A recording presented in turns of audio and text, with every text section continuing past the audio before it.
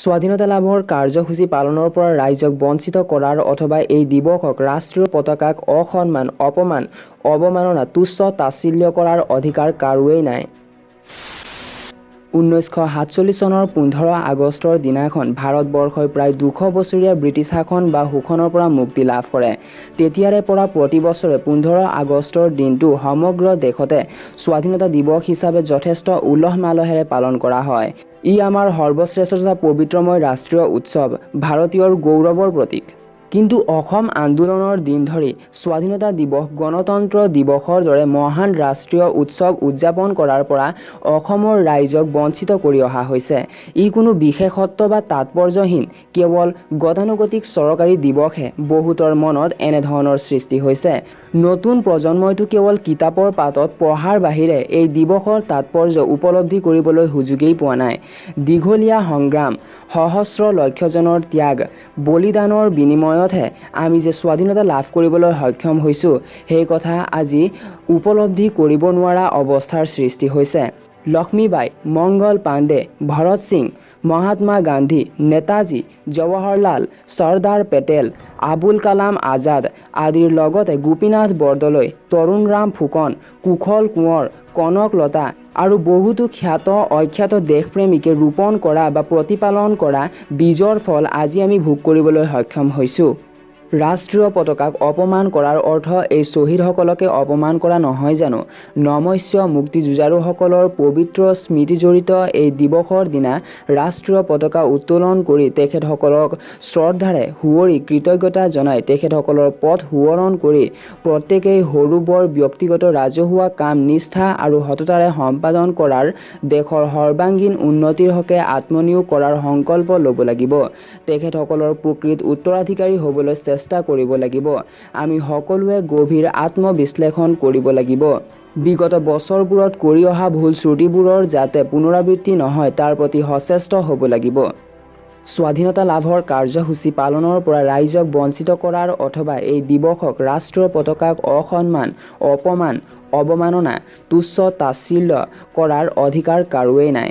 সন্ত্ৰাসবাদী, বিচ্ছিন্নতাবাদী, দেশদ্ৰোহীবোৰৰ কথা সুকীয়া, কিন্তু আমি যিসকলে নিজকে দেশপ্ৰেমিক, ভাৰতীয় তথা ৰাষ্ট্ৰবাদী ৰূপে গণ্য বা গৌৰৱ কৰোঁ, তেওঁলোকে স্বাধীনতা দিৱস আৰু ৰাষ্ট্ৰীয় পতাকাৰ তাৎপৰ্য মৰ্যাদা বুজি পোৱা আৰু ৰক্ষা কৰা উচিত।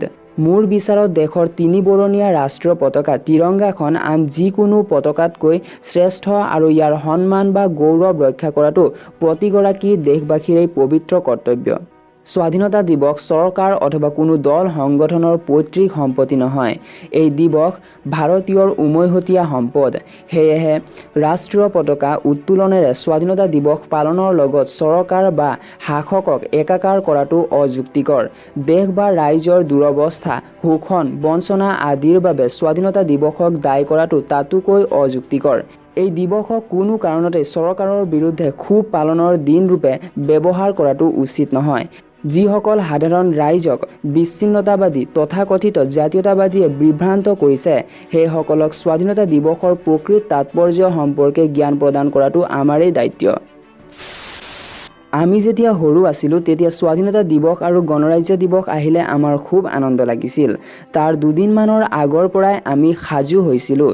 স্কুললৈ পিন্ধি যোৱা সাজযোৰ ধুনীয়াকৈ ধুই, আঙঠাৰে ইস্ত্ৰি মাৰি, জোতা মোজা চাফা কৰি আগদিনাখনেই সাজু কৰি থৈছিলোঁ। দিৱসৰ দিনা স্কুলৰ পৰা শাৰী পাতি মুখ্য খেলপথাৰখনলৈ গৈ বিভিন্ন ক্ৰিয়াকলাপত যোগদান কৰিছিলোঁ। কি যে আনন্দৰ দিন আছিল সেইবিলাক আজিৰ দিনবিলাকৰ সৈতে তুলনা কৰি চালে আচৰিত লাগে। এতিয়া স্বাধীনতা দিৱস মানেই হৈছে অসম বন্ধ। সেয়েহে আশা কৰিছোঁ আমাৰ অসমলৈ আকৌ সেই সুখৰ দিনবিলাক যেন পুনৰ উভতি আহে। শেষত সকলো বীৰ শ্বহীদলৈ শ্ৰদ্ধা জনাই লগতে সমূহ অসমবাসী ৰাইজলৈ স্বাধীনতা দিৱসৰ শুভেচ্ছা যাচিলোঁ।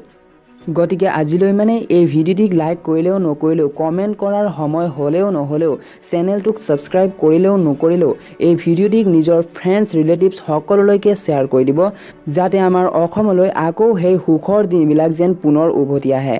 সকলোলৈকে স্বাধীনতা দিৱসৰ আন্তৰিক শুভেচ্ছা যাচিলোঁ। জয় হিন্দ, জয় মা ভাৰতী। जनगण मन अधिनायक जय हे भारत भाग्य विधाता।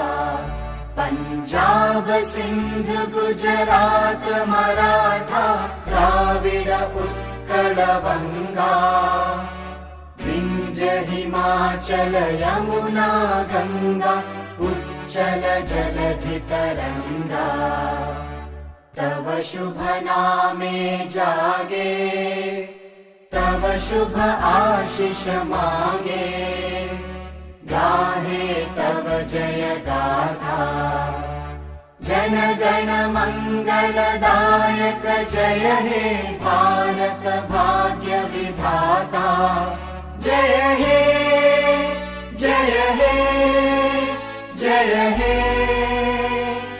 जय जय जय जय हे